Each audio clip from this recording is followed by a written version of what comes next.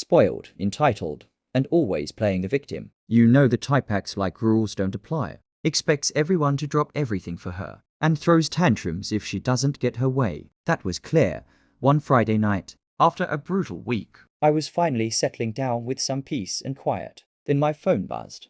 It was Claire.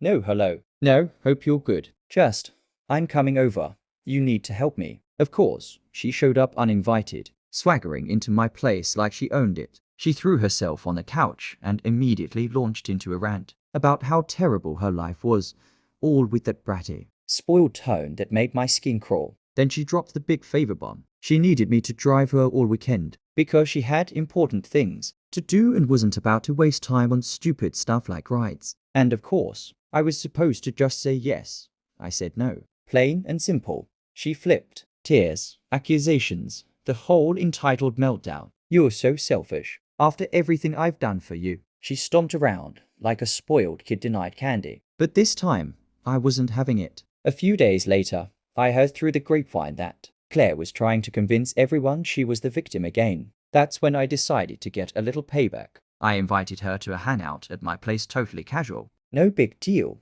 She arrived, dressed to the nines, ready to charm. But I had already invited a few mutual friends who knew exactly how much she'd been taking advantage of everyone. When she started her usual routine, bragging and complaining about how life was so hard and how no one supported her, I just smiled and quietly played her message aloud. It was the voicemail she left me that night, demanding a free ride, complete with her bratty tone and entitled attitude. The room went silent.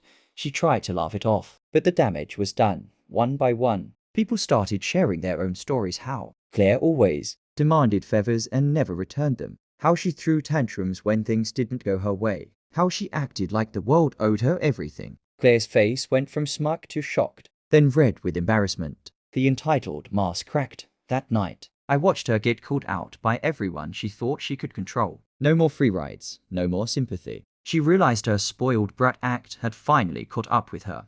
A week later, I heard she was struggling to get anyone to even return her calls. People had had enough. I felt this weird satisfaction not because I wanted to hurt her, but because I finally stood up for myself and others. Claire's entitlement, it wasn't going to slide anymore. Sometimes, you have to show people they're not untouchable. And this time, Claire learned the hard way. Claire was the kind of woman who thought the world owed her everything.